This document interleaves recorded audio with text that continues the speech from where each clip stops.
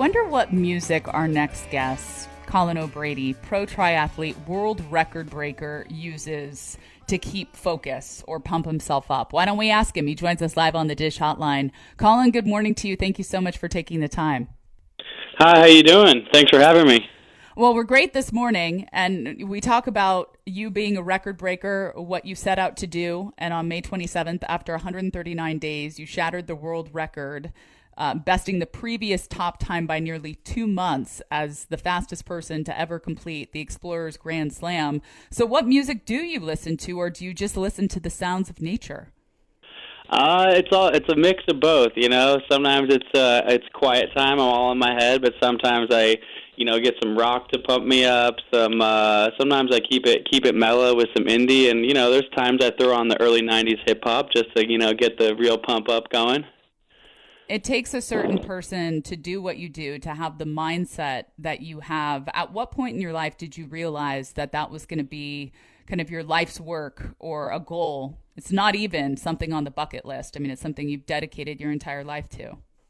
Yeah, I've been a elite level athlete for quite some time, professional athlete for the last 6 or 7 years, and then dreamed up this mountaineering project in an attempt to set the world record, which I successfully just did. But for me, I think it really goes back to 8 or 9 years ago. I was severely burned in a fire in Thailand, and both my legs were pretty badly burned, about 25% of my body in total. And I was told at that time I might never walk again normally. And I see that as kind of a juncture in my life where I could have sort of accepted that diagnosis, but instead I just took it the other way and refused to accept that, and so just kind of dedicated my life to training, getting my body back, and eventually becoming a professional athlete for racing triathlon all over the world after that, and then on to this world record-breaking effort.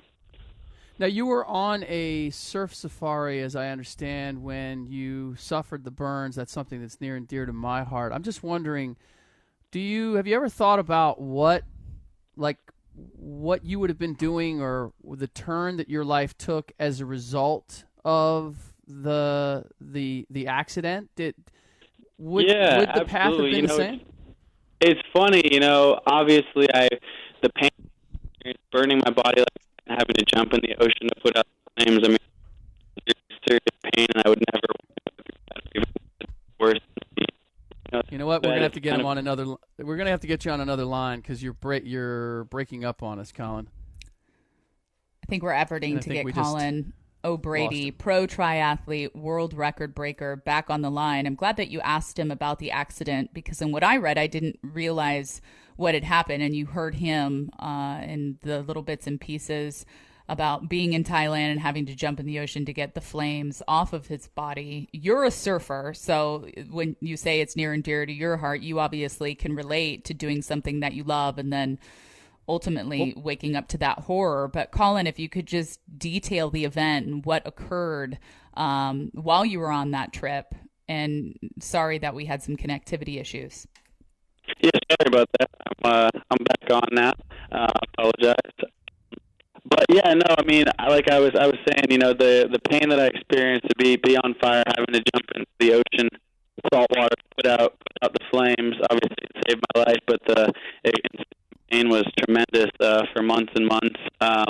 But at the same time, you asked what I would be doing. It's interesting to look back on that. It's almost this bittersweet turn in my life. Of course, I would never want to but it also, like you said, kind of instilled this discipline or intensity of pushing my body, and sort of inspired me to set some big goals and reach for them. So in that way, I look at it as a positive now in hindsight. So what do you still surf? Well, obviously you're into extreme sports. I'm just wondering, from a physical standpoint, what do the burns limit you from doing, if anything?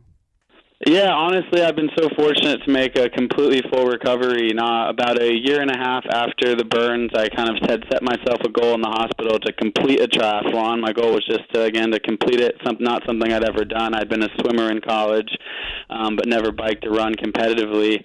And I surprised the heck out of myself when I not only completed the race, but I actually won the Chicago Triathlon, which at the time had about 5,000 participants. And that sort of set me onto my professional athletic career. year.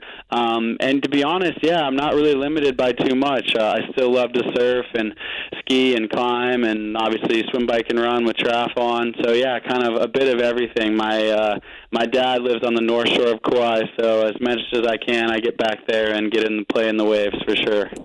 Ah, nice. The North Shore of Kauai. There aren't too many places in the world that are better than that. Seeing photos, it looks as if there's barely any visible traces left of the incident. What is there that you still have that's the memory that sticks with you on a daily basis from that experience?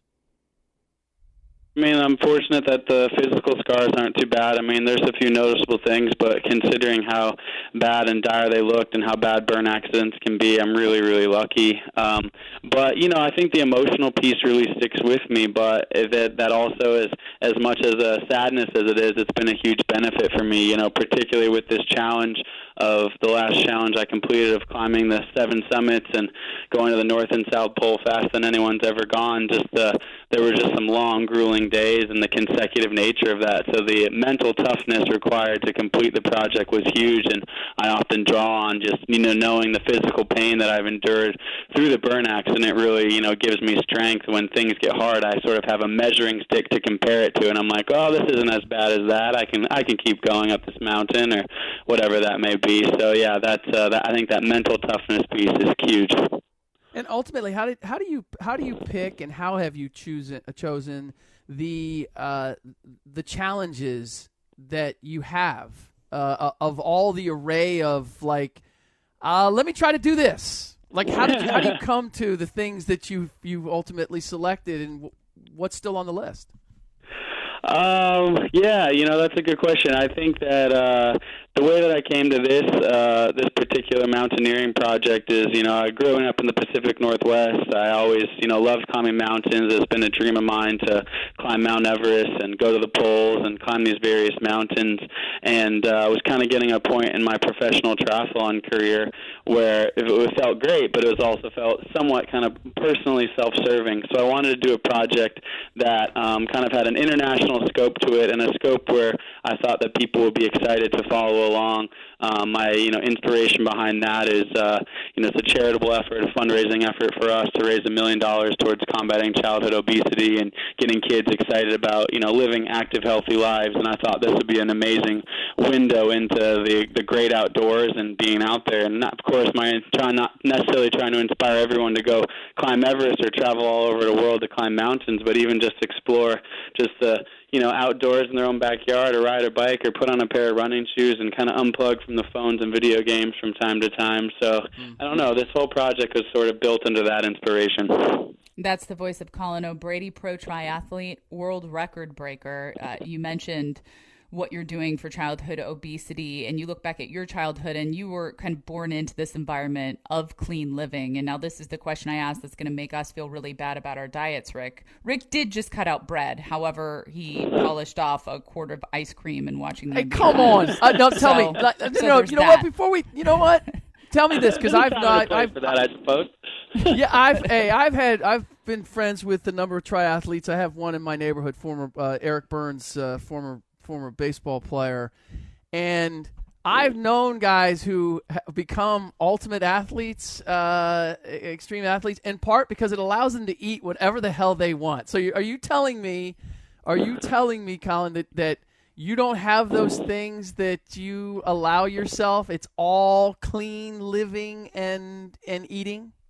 Oh, I think it would be a lie to say it was 100% all clean living. Getting off the mountain in Denali after 139 days, I'll admit I went for a big double burger immediately right after, and some fries. I think there is a time and a place for that. But there's no doubt that so much of what you mentioned, that my background is, my family's in the natural foods industry. My dad's an organic farmer, and as a kid I rebelled a little bit against that. But as I got older, I realized how lucky I was to have those influences in my life. So I like to, there's a time and a place where there's the occasional, slip up, but, I keep it clean, and I think that that's a huge reason for my, more or less miraculous recovery from the burns and full recovery, as well as the things I've done in the endurance sports since then.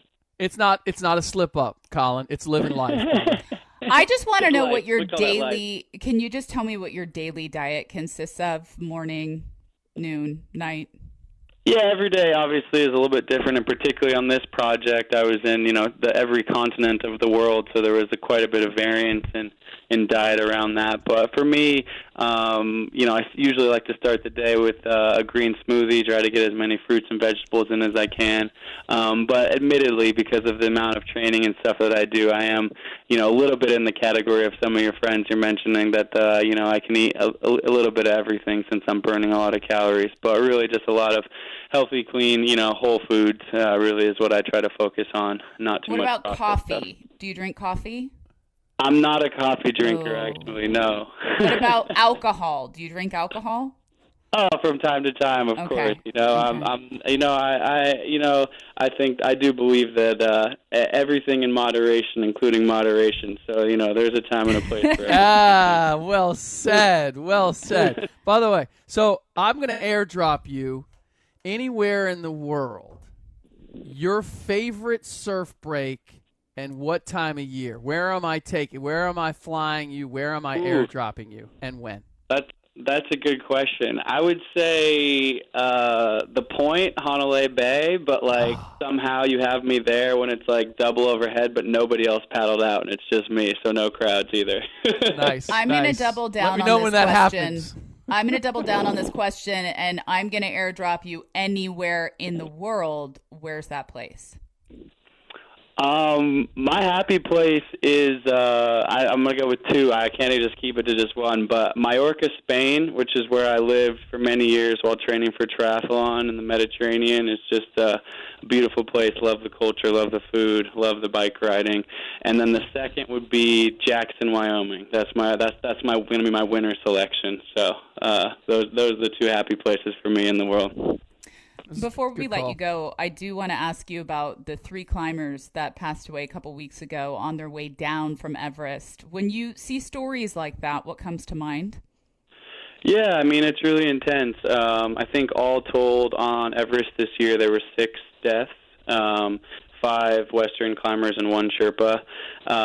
And 2 of those climbers, at least that I know of, passed away on the same day that I summited. I didn't actually cross paths with them or know them, but knowing that on the same day, the same conditions I went up in, which were somewhat unfavorable, and then the crowding up there kind of added to that because it slowed some people down.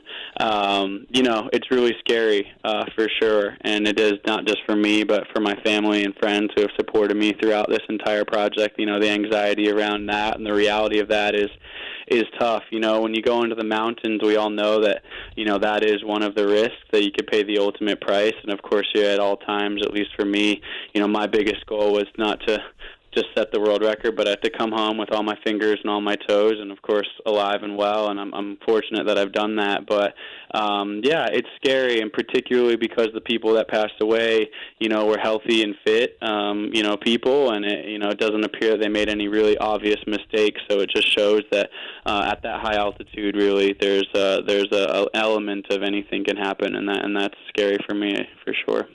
So I should know where you grew up, but I don't. You mentioned your dad being on Pacific Northwest. Yeah, my dad's on Kauai, but I grew up mostly in Portland, Oregon. So yeah.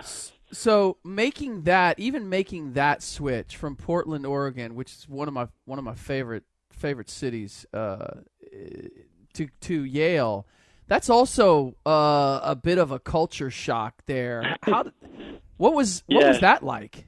That's an understatement. So I was young when I graduated high school. I just had turned 17, and moving from Portland, Oregon to going to school at Yale was probably one of the biggest culture shocks of my entire life, if not the biggest. I think I actually, this past weekend was my 10-year college reunion, so I was just actually back there at Yale visiting with some friends, which was good fun.